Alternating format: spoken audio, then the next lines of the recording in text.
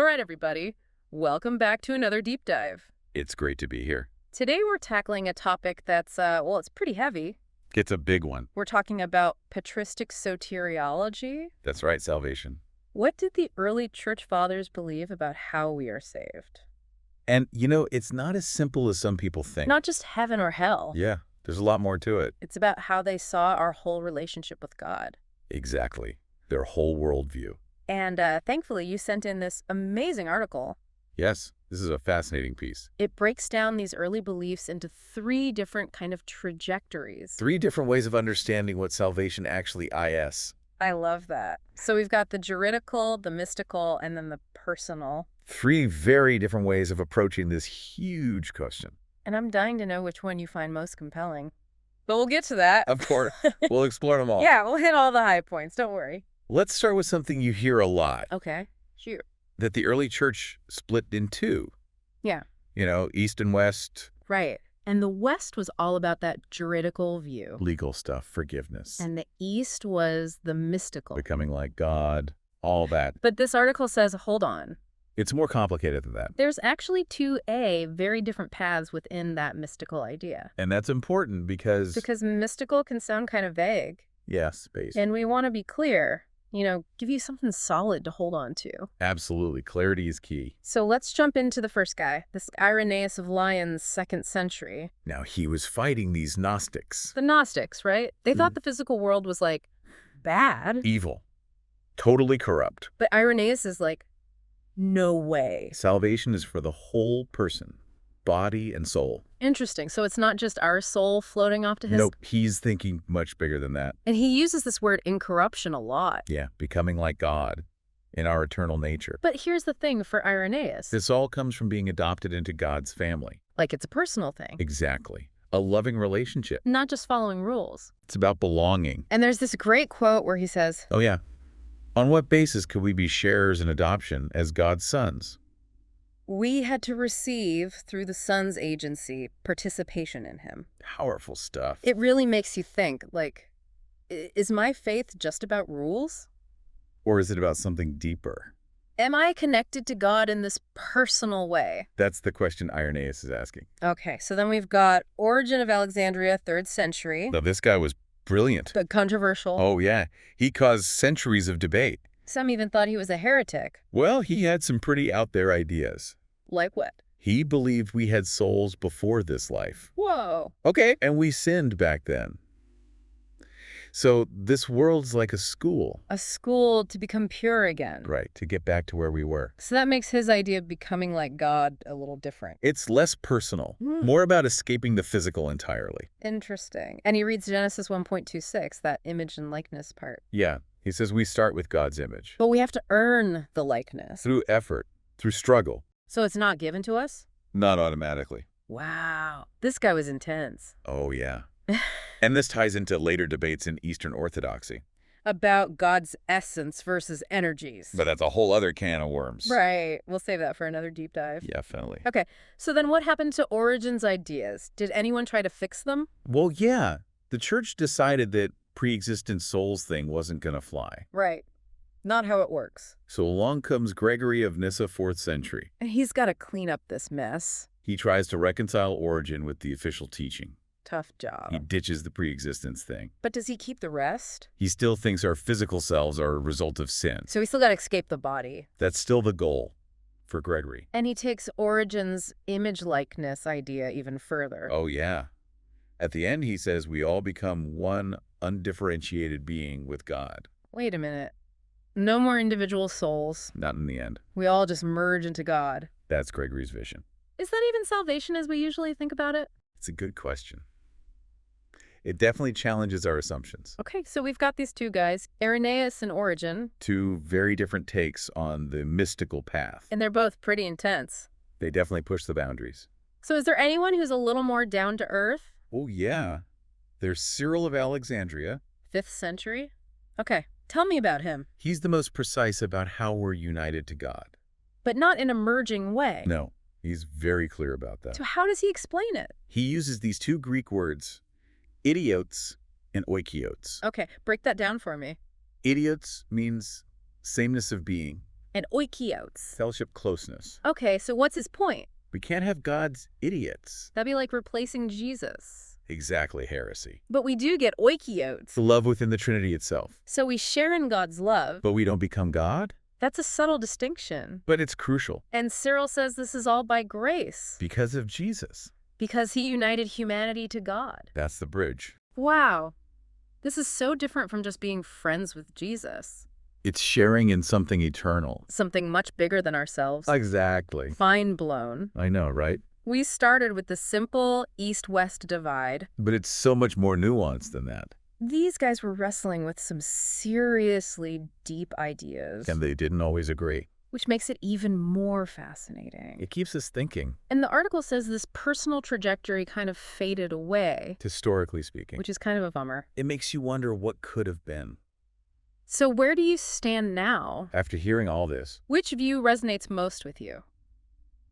And why? What implications does it have for today? Big questions. Huge. Even if we lean towards the juridical. That forgiveness is key. Cyril's ideas challenge us. Is that enough? Or is God offering something even deeper? Something more. That's something to ponder. So share your thoughts. Let's keep this conversation going. This is just the beginning. Our deep dive continues to part 2. I can't wait. You know, we can't just leave that juridical trajectory hanging. Oh, yeah. That's a big one. Especially in Western Christianity. It's had a huge impact. It's what I grew up with, to be honest. But I'm realizing now there's more to it. Than just fire and brimstone. Yeah. It's not just about scaring people into being good. It's about justice. It's about mercy. Okay.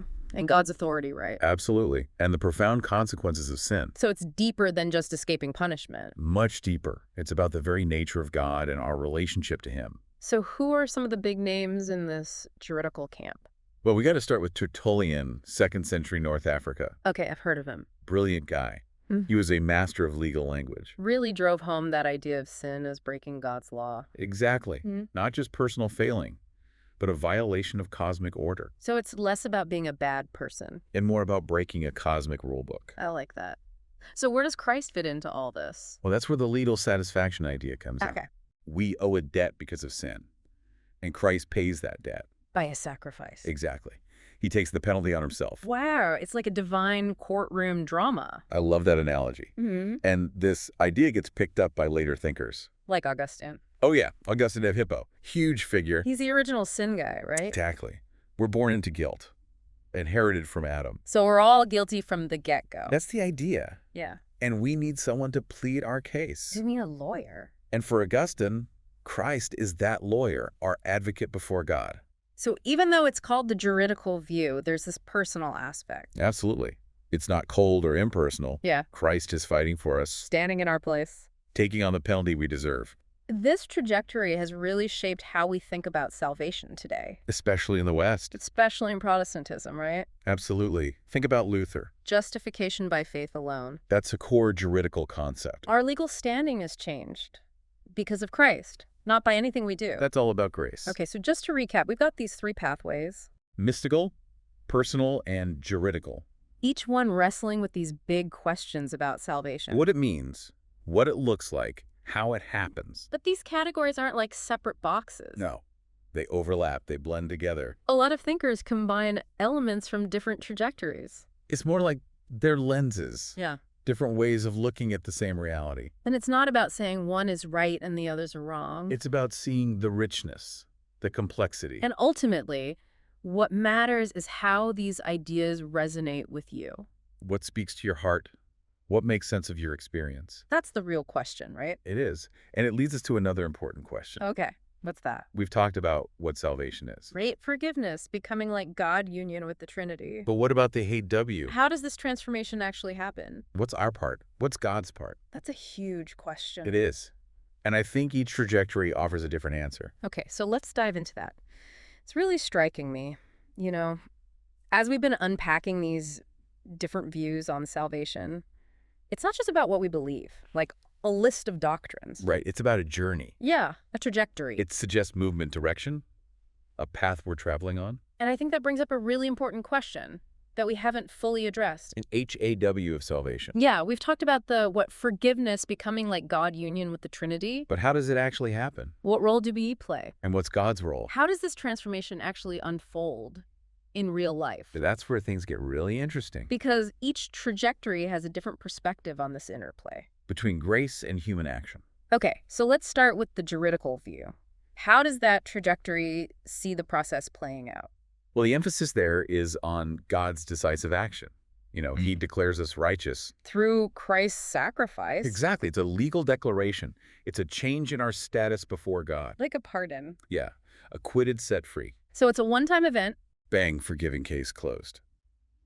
But does it end there? Well, for many in this tradition, it's just the beginning. Okay. They also emphasize sanctification. Which is? That ongoing process of becoming more Christ-like. Okay. So we're changing. For the power of the Holy Spirit. So it's not just about a change in our legal standing. Right. It's a change in our very being. We're declared righteous and then empowered to actually live that out. That's the goal. To become more like Christ. To reflect his character in our lives. Okay. That makes sense. Yeah. So what about the mystical trajectory? How do they understand transformation? Well, the focus is often on our ascent toward God. Like climbing a mountain. Exactly. Yeah. It's about purifying ourselves, becoming more like him through effort, spiritual discipline, contemplation, seeking union with the divine. So there's more emphasis on our own striving. Our active participation. Yeah. It's not just something that happens to us. We have to work for it. We have to choose it. And that can be both challenging and inspiring. It calls for real dedication. Discipline. And a deep desire for God. Okay. And finally, the personal trajectory. What about Cyril? How does he understand the unfolding of salvation? For Cyril, it's all about relationship. Okay. Being drawn into that love. Yeah. That flows within the Trinity itself. So less about striving. And more about surrendering. Surrendering to God's love. Letting it transform us from the inside out. That's beautiful. It's like we're caught up in this dance. A divine dance of love and grace. And God is leading. He initiates it. His love reaches out, draws us in, changes us. But we have a part to play, too. Of course. We respond, we open ourselves, we cooperate with his spirit. So it's this dynamic interplay. Back and forth, divine initiative meets human response. That's a really helpful way to think about it. It's both gift and task. We receive it and we participate in it. This has been so eye-opening, honestly. This whole conversation, it's really challenged me to move beyond those simple categories I grew up with. That's what we hope for, with these deep dives. And to expand our understanding. To make us think, to wrestle with these big questions. And I think the key takeaway here is that there's no one-size-fits-all answer to this question of how salvation happens. It's a mystery. It's a process. It's a journey. And it unfolds in unique ways for each of us. But the starting point is always the same. God's love. Whether we're talking about forgiveness or spiritual perfection or that intimate dance of relationship. It's all about God's love drawing us to himself. Yeah. Transforming us into his likeness. That's so well said. And as we wrap up this deep dive, I think it's important to remember that the conversation doesn't end here. These are questions that deserve our attention. Our ongoing reflection. Keep seeking, keep questioning, keep diving deep. And most importantly, keep opening yourself to God's transforming love. That's the heart of it all. Thanks for joining us on this deep dive into patristic soteriology. It's been a pleasure. We hope you found it thought-provoking and enriching. And until next time, keep seeking, keep questioning, and keep diving deep.